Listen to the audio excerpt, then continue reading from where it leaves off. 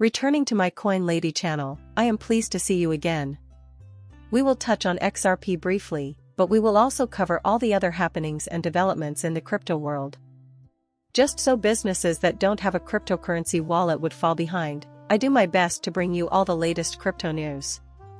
Legend has it that this is from Blue Hawk.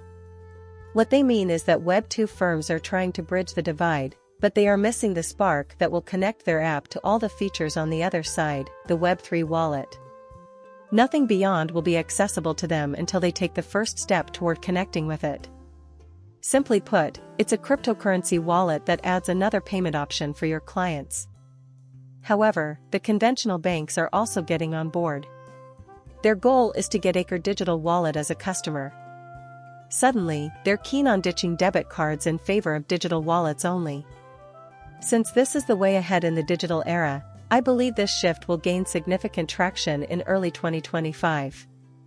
You know, these more conventional institutions have their eye on the future. They are eager to seize the initiative.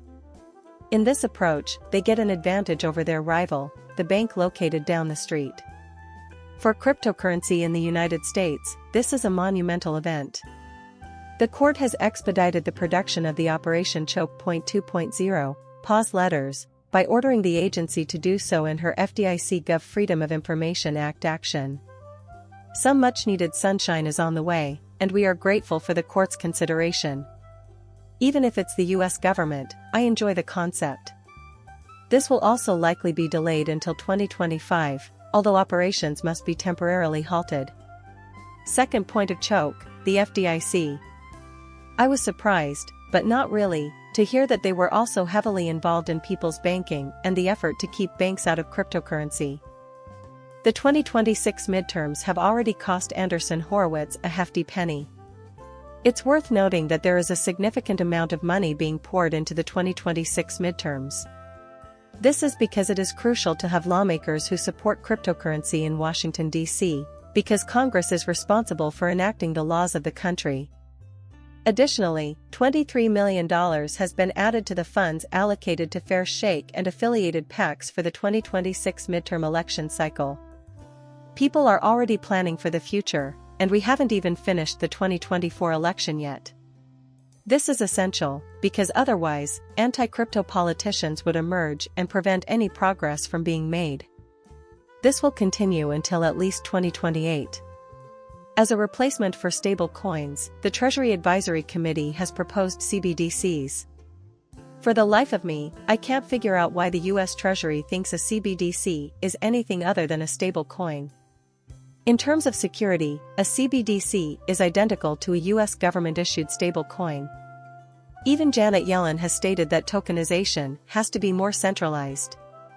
The United States will have a digital currency issued by the central bank, but they also want ownership over tokenized assets. The majority of nations have already begun to move in this direction. The United States will fall behind other countries if it does not follow this path. So that American businesses can once again buy Russian commodities, the US Treasury has temporarily loosened restrictions on Russian banks. It has gotten to that point, yeah. Additional evidence of this could not be located, despite my best efforts. You people don't know what you're talking about, King Alex went so far as to say. This happened exactly 5 days ago. Quit being a total moron. In particular, 2025 will see an increase in punishments. As well. Your level of false thinking is astounding. Russian manufacturers who supply Russia's military-industrial base are the targets of Treasury's crackdown on sanctions evaders from third countries. Additional sanctions will be imposed on Russia. I believe the US is taking this action because, as we have seen in the past, whenever sanctions are imposed on Russia, the country more immerses itself in the digital age and accelerates its transition into a CBDC. Truthfully, I believe the United States and the BRICS are coordinating our efforts to enter the digital era. If you've ever imposed sanctions on a country before, what's the point?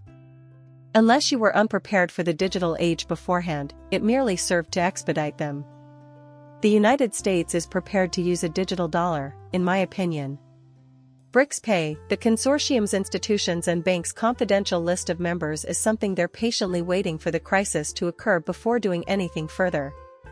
BRICS Pay appears to be constructing its foundation on a decentralized network of node operators run by this consortium. Nevertheless, the consortium is keeping the identities of the financial organizations and banks with whom it is collaborating secret, and I continue to believe that Ripple is involved. I understand. Put it in your mind. Every country that is interested in joining the BRICS already has Ripple rails, and every country that is a core BRIC has them as well. Moreover, the XRP ledger will continue to function normally regardless of the existence of sanctions. By the way, XRP, the blockchain, is accessible to everyone. Furthermore, XRP proponents insist that sanctions are the only thing keeping Ripple and XRP out of jail, despite the fact that sanctions have no bearing on the XRP ledger itself. Despite its prominence, Putin deems the dollar the worst currency in the world.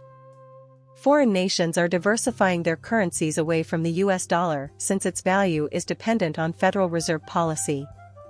A fair playing field is what they desire. They desire the independence of their own money. The US dollar's status as the world's reserve currency has grown old. Everyone is getting ready for XRP, the global bridge currency. It acts as an intermediary level of confidence between nations. It makes everything equal. The currency of a country is unaffected by this. I mean, come on, it's the golden road. However, he is correct. The globe is weary of the US dollar and the US's use of the currency as a weapon against other nations. This country is completely spiraling out of control. Debt poses a risk to the safety of the nation. Judy Shelton on the Peaceful World and Gold. She is now advocating for a currency backed by gold.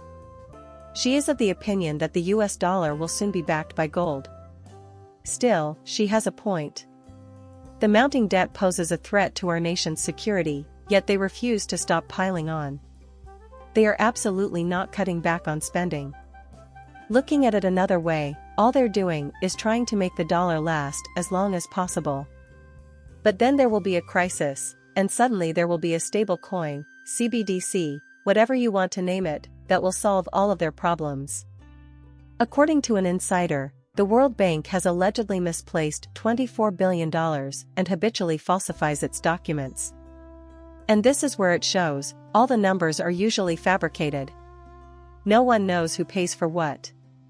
Therefore, they would like these nations to maintain funding this climate change initiative. As far as they are concerned, the only way to combat climate change is to spend money. Still, they have no idea how much money is coming in. The recipients' identities are unknown, and it's probable that some are simply squandering the money without contributing anything back.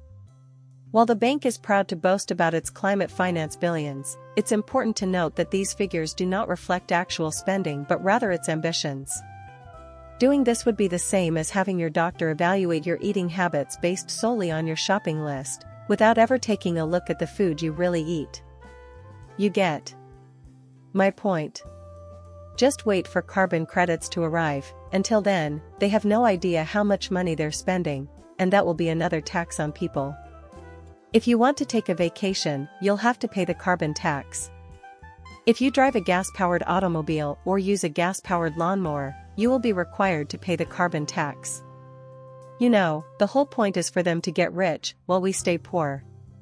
Seeing my video is an honor. Do me a favor and subscribe to my channel. Goodbye for now.